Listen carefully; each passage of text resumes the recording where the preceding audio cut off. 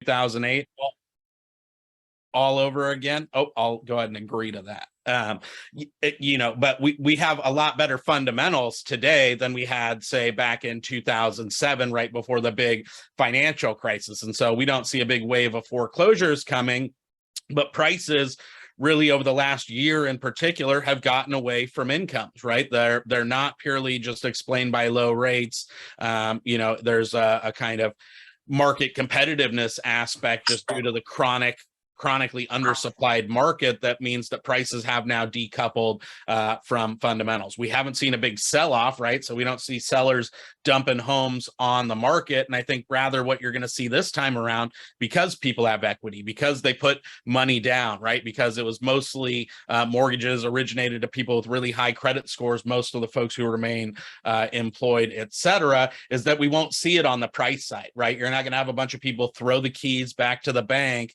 on homes and then, see the market dry up where the only thing coming onto the MLS was an REO that, was severely discounted, and it became this kind of self-fulfilling prophecy that brought prices down even probably below what would be implied by fundamentals. Rather, what you'll see is that people just won't sell, right? They'll sit on those homes, especially because they've got super low interest rates over the last couple of years, right? And so you'll likely see it probably show up as a reduction in transactions. And I think that's what we're starting to see. So if you put it all together and what it means for us as realtors, right, as agents working with buyers and sellers, I think that we're going to have to really work for it, right? Because you've got a lot of folks with trepidation, economic uncertainty. There's this kind of brother-in-law effect where even though the data doesn't suggest it, you have people who think that prices are about to crash, right, and could be sitting on the sidelines, where in reality, buyers have more options now than they've had in a very long time. We've been waiting for enough listings to put these buyers into, and we're finally starting to see it. The other thing buyers have going for them by acting sooner than later is that rates are probably going to keep going up, right? And if you're planning to live in that home for the long haul, the difference between a 5.5% and a 7.5% interest rate makes a big difference over a 30-year time period. And so you have more choices. You also have a market that's slightly less competitive. You're not fighting over quite as many buyers as you were 6 or 12 months ago. And so folks who've been fatigued, have a chance now. And I think that's a couple of really good reasons why it still makes sense to be in the market, in addition to the fact that that's still the tried and true way that people are actually accumulating wealth, even in this tech economy with Bitcoin and all this, new fancy millionaires.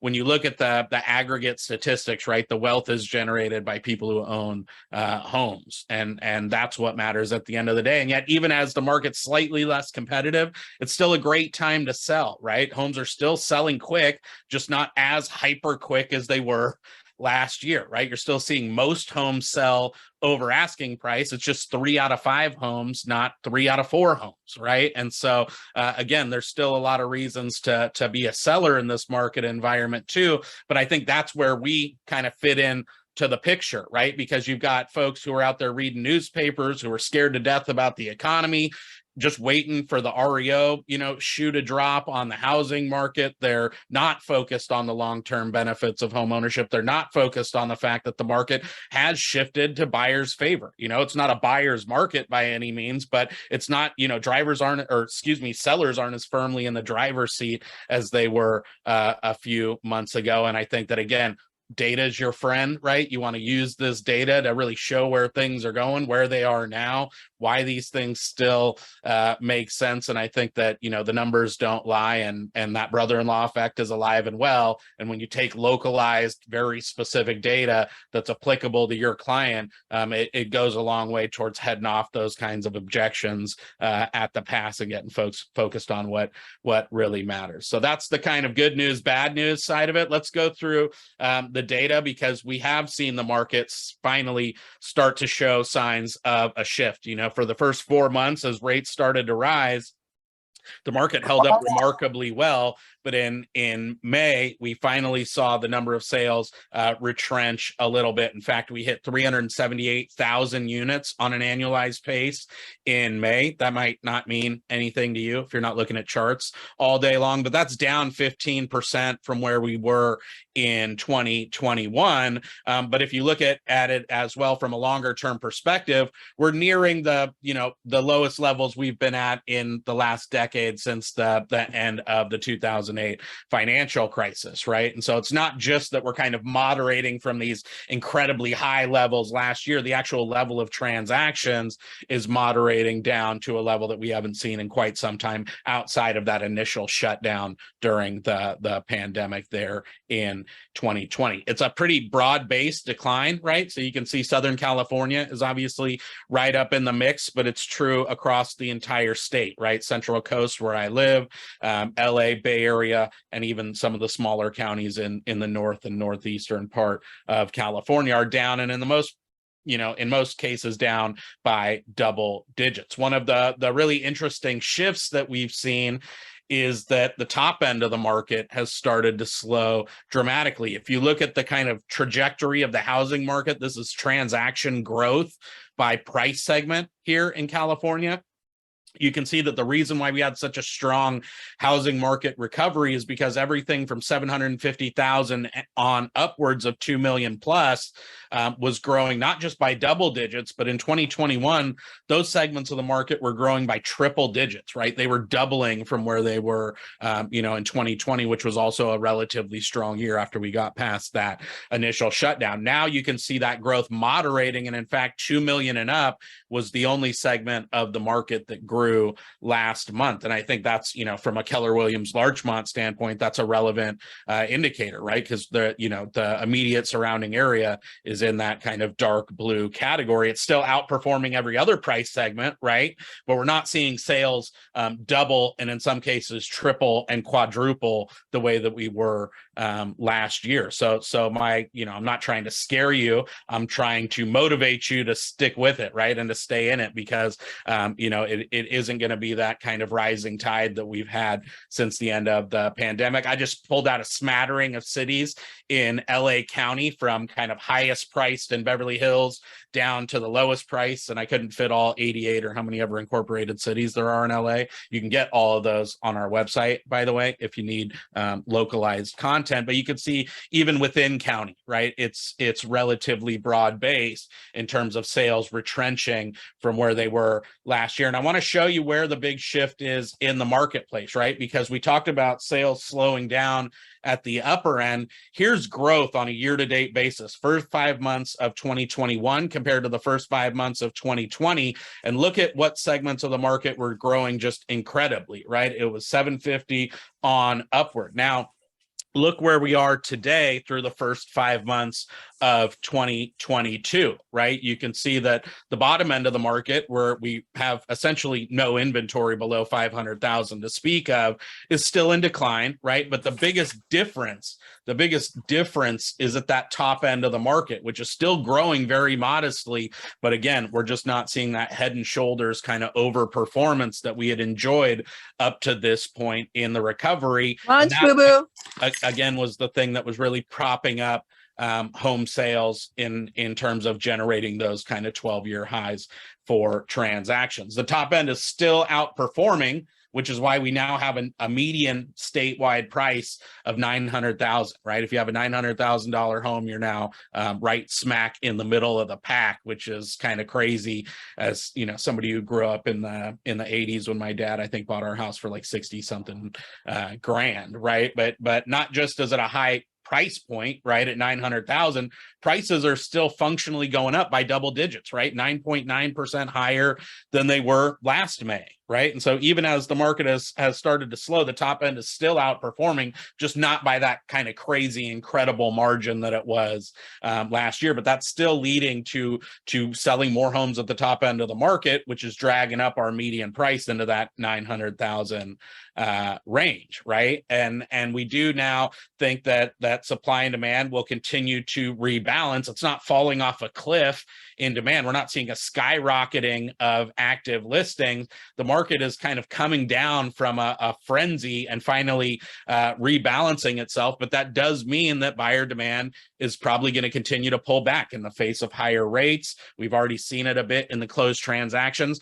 Pending sales shows that there was a double-digit decline on the number of deals going into escrow, right? So that means that when we put out June and July, we'll probably remain below that 400,000 unit threshold that we finally dipped below last month for the first time. So it's not a cruise control environment where we can just kind of sit back and ride the wave and have all these transactions fall into our lap. We're going to have to really be proactive in a market environment like this, because you can see it on the buyer demand side, right? Purchase applications. This is mortgage purchase applications. We're almost halfway through the year now, but these numbers have been falling from 2021 levels for a while by double digits, right? Because again, last year was a great year for home sales, but you can see over the last 6 weeks or so, we've been consistently underperforming the pre-pandemic level too, right? Not just last year, which was a great number, but 2018 and 19 when things were relatively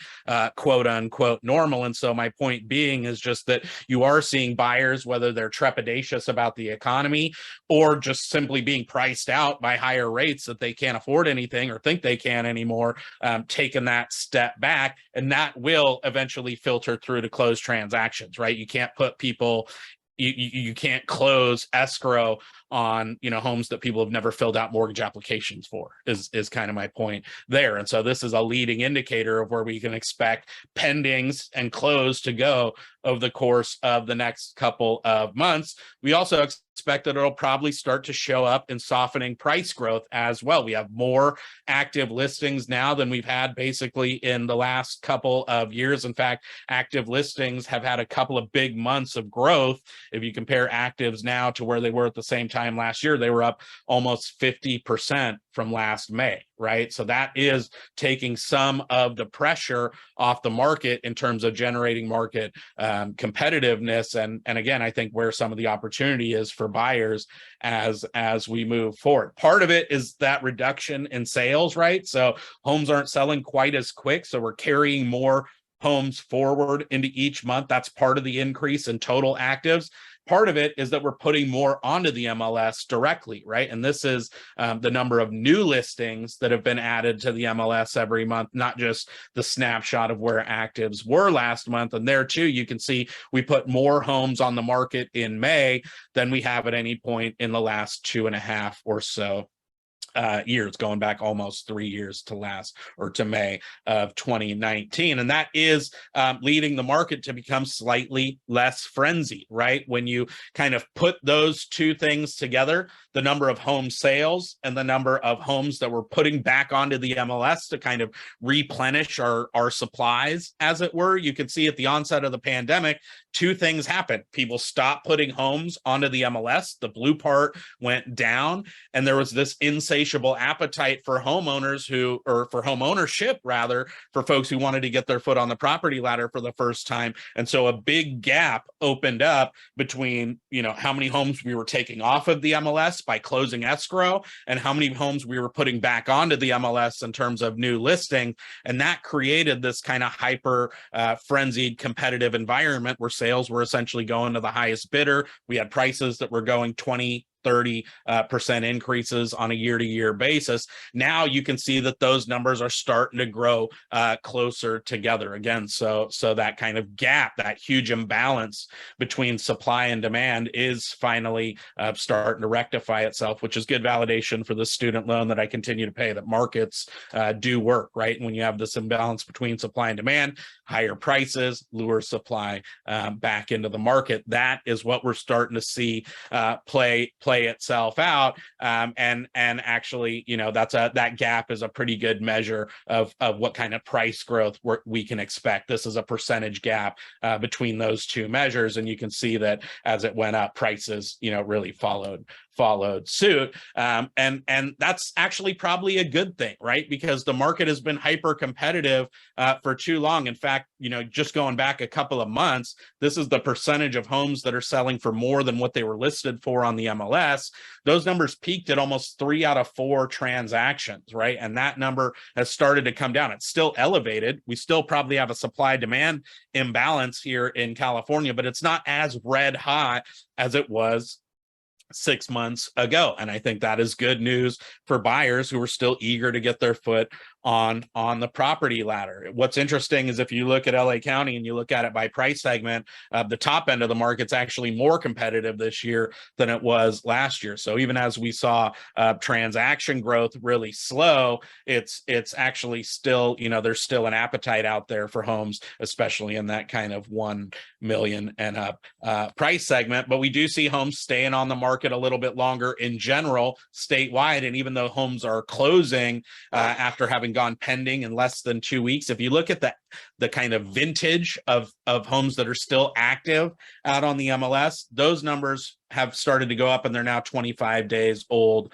on median, which suggests that, again, homes aren't selling as quickly. You have a little bit fewer, less buyer activity. You have a little bit more options, and that takes some, relieves some of the pressure on market competition, again, which is a good thing for home buyers. But when you look at list prices, right, not just closed sale prices, but list prices, it does suggest that moderation in market competitiveness will cause the growth in home prices in California to start to slow. In fact, we're already seeing the median list price drop from where it was at this time last year. We don't expect a big retrenchment in closed sale prices overnight, but sellers are kind of finally coming to grips with the reality that they're not as firmly in the driver's seat as they have been over the last 18 months. So that's kind of the bad news, if you will, on the housing market side. Although I think the quote unquote bad news still represents more opportunity for buyers,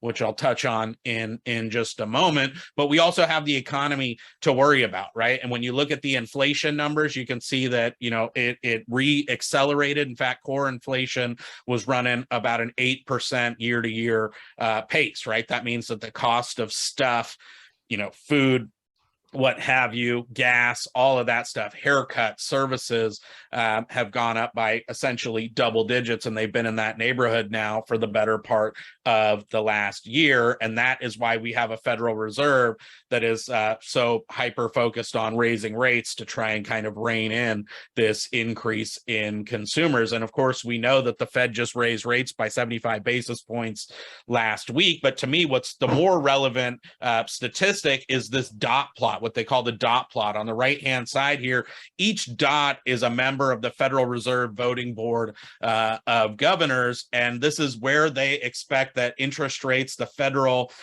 funds rate, needs to be by the end of each of these years in order to get inflation under control. And this has increased dramatically, even from what they were broadcasting 3 months ago. At the March meeting, there was a median expectation that by the end of 2022, we'd be in the 2.5% range. That has since been upwardly revised now to a Fed funds rate of about 3.5%. You can see their expectations for 2023 are a little bit higher, and they don't really come down much in 2024 either, right? And a lot of this has already been baked in to mortgage rates, which, the Freddie Mac number last week hit 5.8%. You can see it in the 10-year bond number as well.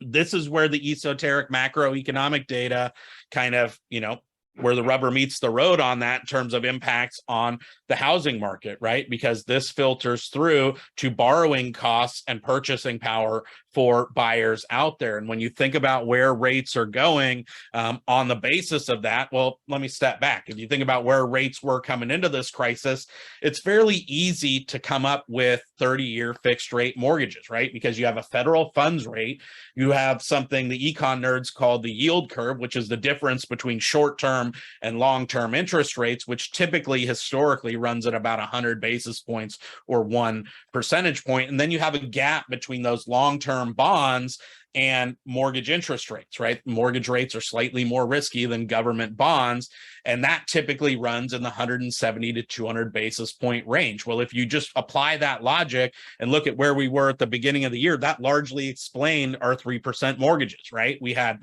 a 25 basis point federal funds rate. We had about 100 basis point yield curve, which was almost smack on the historical average. And same for that mortgage rate spread, leading to the roughly 3% interest rate that we were at to start the year. So if you apply that same logic forward on the basis of what the Fed says they're going to do with the federal funds rate, you can see that we're probably looking at a best case scenario for the end of next year, predicated again on a 3.5% federal funds rate, of 6.5% mortgages, right? And there's a potential worst case scenario where they're not able to rein inflation in and then up going even past 3.5%, meaning that we could be looking at rates, in the 7.5 to 8.5 plus percent range. That should be a huge motivator for buyers who are kind of waffling on the fence and not wanting to, or not knowing if they want to move forward, if they want to enter a kind of wait and see mode. And let me show you why that matters so much, right? Because roughly we're at a 5.5% mortgage rate, although it went up in the latest weekly data, but this is our interest rate, the effect of purchasing power of changes in interest rates. This is a tool that we have embedded on our website. And I set it up just for a hypothetical buyer in Los Angeles County with a household income of $200,000. They want to put 20% down and have a relatively moderate, debt to income ratio, with, meaning that that household is ultimately targeting a monthly mortgage payment of $5,000 a month. Well, at a 5.5% interest rate, to get that $5,000 monthly mortgage payment, that household can afford reasonably, based on these parameters, an $880,000 home. In addition, they can afford basically 2 out of 5 homes that are currently available on the MLS. And you can kind of see the characteristics of those homes on the bottom here. What happens if rates go up to 6.5%, right? That was our worst case scenario. Now, to get that same monthly mortgage payment of $5,000 a month, they've lost almost $80,000 worth of purchasing power, right? So they're now shopping for homes that aren't $880,000. They're shopping for homes that are now $800,000, and that becomes much more tenuous, because the lower you go down the price scale, the fewer homes are actually available. In fact, instead of being able to afford 2 out of 5, you're now able to afford roughly 1 out of 3 homes. What happens if rates go up to our worst case scenario of 8%? Now you're talking about losing about $175,000 overall in total purchasing power, and you lose even more homes because you simply can't afford homes at those higher price points. So again, rising rates have a big impact, not just on how much money you spend on interest over the next 30 years, but on the house that you can actually afford. And that should hopefully be a factor when buyers are looking at whether to move forward or not. The challenges I think that we have are mostly external at this point, right? Because again, we're seeing consumers spend money and maintain that pace of spending even in the face of inflation.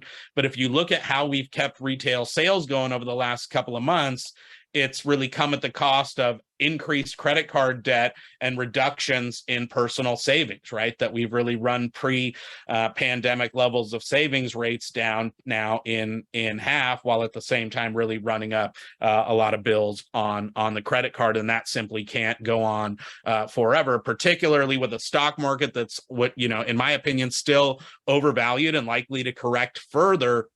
Meaning not just that folks will be facing higher rates, higher prices for goods and services, but also they'll be kind of poorer to boot. And the reason why that matters, again, is because consumer spending is about 70% of the economy, and it's been roughly 90% of all of our economic growth over the course of the last year or so. And so if consumers do take a step back, then we have that macro exposure as well. And the Fed is really walking that tightrope, trying not to kind of the data nerds call it inverting the yield curve, but creating so much short run risk, fighting their, in their war against inflation, that they actually sabotage the broader economy in the process of getting that under control. So that's the bad news, right? We see a market that started to shift. We've got macroeconomic concerns that we need to keep our fingers on the pulse of, because it will affect housing. The good news is that we've got much, much better fundamentals, and it's not 2008 all over again. In fact, if you look at the people who went into forbearance and got kicked off by the end, A, those numbers were down about 90%, and B, when you look at how people got out of forbearance, there's not a lot of systemic risk there that could precipitate the next REO crisis. About 1 out of 5 people who went into forbearance never even missed any payments, right? About 12% missed some payments, but have already gotten caught back up, right? No systemic risk there. You had a few that amortized it into their existing loan, but you had almost 30% of folks work with their banks and actually take missed mortgage payments and just tack them on to the end of the loan. There's no $20,000 balloon payments that you got to kind of come up with to be able to stay in the home. You just end up making 12 extra payments in 2053 or whatever the case may be. This shows that banks really learned an important lesson last time and kind of aren't leaving homeowners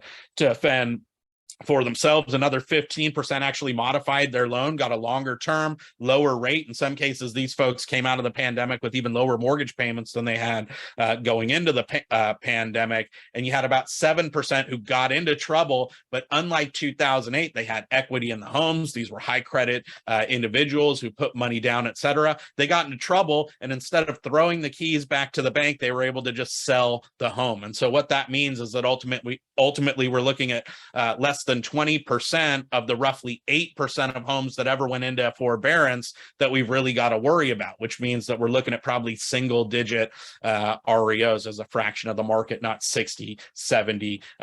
In fact, California is outperforming the vast majority of the rest of the United States when it comes to the percentage of mortgages that are actually still current. So not only is this not a kind of broad nationwide issue that I think is puts us on the precipice, but actually this is an area where California is punching above its weight. The last thing I'll say is that, again, when markets shift, that means new opportunities. And I think especially for the home buyers who've been so frustrated, taking so many bites at the apple and not being able to get it done, to actually get your foot on the property ladder while rates are still low. First and foremost, the benefits of home ownership are alive and well, right? If you look at net worth in the United States, it's about $121,000 as of the most recent data. But if you break that down between owners and renters, you see that homeowners are the ones that have generated all the wealth, and that renters are essentially no better off today than they were 40 years ago. This is what buyers need to be focused on, not kind of timing the market and doing all this whiz bang financial engineering and buying low and selling high and all of that stuff. You buy, you sit in it, and you accumulate equity that kind of pays dividends for the generations to come. The other thing is you actually have more options and less competitiveness in which to achieve that goal, right? Because homes that are still active have started to reduce price a little bit, right? We had more homes active on the MLS last week that had a price reduction than we've seen at any time since the start of the pandemic, right? And so it's not as hyper competitive. You can, I don't want to say take more chances, but I think buyers have the opportunity to be a little bit more strategic as opposed to just kind of, taking the offer as it stands on the table. We know people still want to buy homes, and the percentage of first-time buyers is still elevated in the marketplace, even though it's down from those kind of ultra high levels a few years ago. And there's fewer homes that are actually selling above asking, and they're taking slightly longer to sell. So again, even as you kind of see the challenges out there and the macro uncertainty, there's a lot of reasons that buyers want to stay in the market. And even as that's true, you're still talking about a market that's attractive for sellers, right? You've still got most homes selling above list price, just not 3/4 of them, right? You've still got homes that are going pending in less than 3 weeks. It's just not going pending in less than 1 week anymore. And so I think that for all of those reasons, it's still a great time to sell as well. And so again, when you put it all together, yes, the market has shifted. Part of this is just a normalization after a feeding frenzy, but I do think that we should expect further tightening as that macro environment starts to downshift. And even as there's probably not going to be a big foreclosure crisis, we're not going to see that 20 and 30% growth in home prices. That growth will probably cool, but it'll probably come more so at the expense of transactions. So be that expert for your buyers and sellers. There's a lot of conflicting information out there. Take that data-driven approach, get them focused on what really matters, right? And I would say the same is true for sellers. I think that there's going to be people that are going to make an incredible amount of money over the course of the next couple of years in real estate, but it's going to be the ones who really don't take it for granted and keep their nose to the grindstone and again deliver on that value proposition. So with that, I will leave it there and say thank you so much. Again, we revised our projection down, so we're going to probably hover in that 380,000 unit range that we're at right now, although our expectation is that we'll end the year with higher prices than we originally forecasted. So with that, I will say thank you so much to Paolo for the opportunity to be here, and thank you all for your time.